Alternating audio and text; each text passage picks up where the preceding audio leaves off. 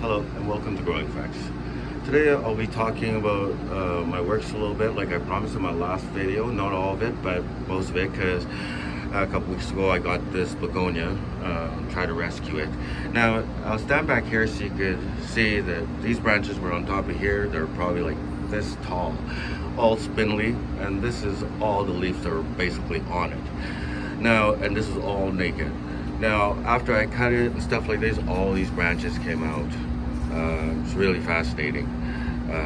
I had already transplanted it 2 weeks ago, a little over 2 weeks ago. Now I'm going to transplant it again soon, so that these branches are not sitting on the soil, and that maybe I can raise them up and try to form it a little bit. The clones have no problem rooting in the water, as you can see. It's really nice. I didn't do anything special here. So, enough about that. We'll get to my Cthulhu fig here. I transplanted it from the white pot, which was taller and skinnier.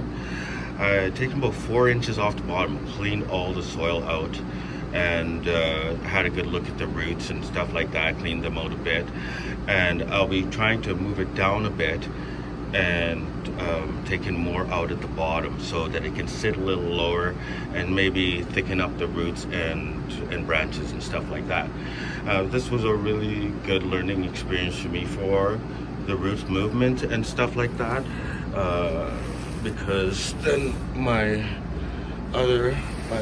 one of my latest ones, I'm calling this the beehive because it kind of looks like a beehive from a distance.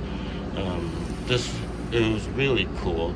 Like I had laid the branch in the soil, like the whole thing here, and it all rooted down like this. Now, through about 4 or 5 transplants before it got to this point, always trying to move the roots like in a single file, so it's not all over the place and stuff like that. So like I said, I had a lot of experience on the fig, so hopefully, moving this down, getting a nice other pot, a new transplant, because this is really, although it looks big, it really is young, and it's not stable at all. So I'll really have to watch that part of it. So next time I'll be trying to talk about maybe my Ficus Mountain, Shell Island, my root over statue, and last but not least here, my root over a rock, my first one. I'll be doing a lot of work on here. I removed the plastic, working at taking that in the soil a little bit, watching where the roots are, deciding which ones I want and stuff like that. As you remember, the one branch that I put in here, I'll be trying to move this root from out of here in down here, so it can see if it can survive. Well, that's a little bit of what I'm going to be up to, and hopefully we'll talk soon.